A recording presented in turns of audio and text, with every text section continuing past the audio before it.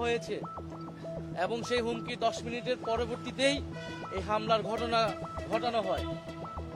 ফলে এটা আমাদের জন্য উদ্বেগের। অন্তর্বর্তী সরকার আসলে কিভাবে পরিচালিত হচ্ছে, সেনাবাহিনী কাদের নির্দেশনায় পরিচালিত হচ্ছে এই বিষয়ে কিন্তু প্রশ্ন উঠছে। কারণ অন্তর্বর্তী সরকার গণ অভ্যুত্থানের এই নুরুল হক নূর এদের মতো ফ্যাসিবাদ বিরোধী যোদ্ধাদের লড়াই সংগ্রামের ফলেই কিন্তু এই অন্তর্বর্তী সরকার গঠিত হয়েছে। ফ্যাসিবাদ বিরোধী রাজনৈতিক দলগুলোর এখনো তাদের কার্যক্রম পরিচালনা করে যাচ্ছে। ফলে এই সময়ে তার উপরে হামলা, এটাকে আমরা গভীর উদ্বেগের সাথে দেখছি। এটার প্রতিবাদের ভাষা আমাদের নেই এবং আমরা পাশাপাশি এও লক্ষ্য করছি যে দেশে এক ধরনের অস্থিতিশীলতা তৈরি করার নানা চেষ্টা করা হচ্ছে।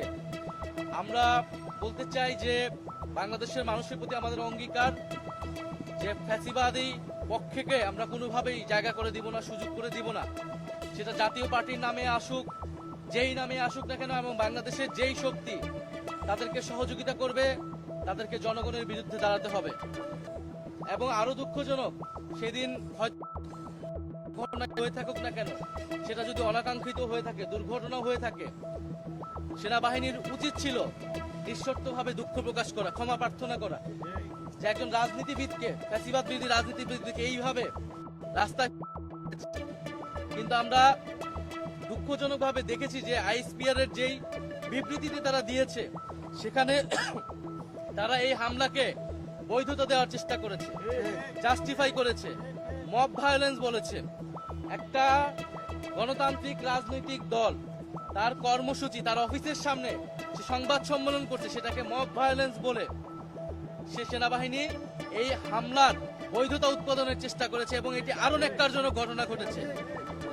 অন্তর্বর্তী সরকার তাদের অবস্থান ব্যক্ত করেছে, বিচারিক তদন্ত কমিটি করেছে এবং সেনাবাহিনীর উচিত অবিলম্বে সেই বিবৃতি প্রত্যাহার করে এই ঘটনার জন্য দুঃখ প্রকাশ করা।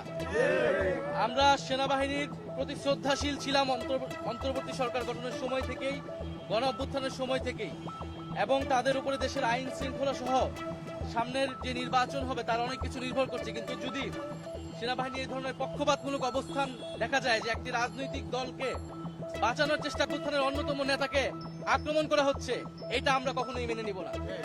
ফলে আমরা আশা করব যে সেনাবাহিনী তাদের এই অবস্থান পুনর্মূল্যায়ন করবে এবং তাদের এই হামলার জন্য, তাদের এই ঘটনার জন্য এবং দুঃখ প্রকাশ করবে এবং ভবিষ্যতে এই ধরনের ঘটনা ঘটবে না সেই নিশ্চয়তা বাংলাদেশের জনগণকে দিবে, বাংলাদেশের রাজনৈতিক দলগুলোকে দিবে।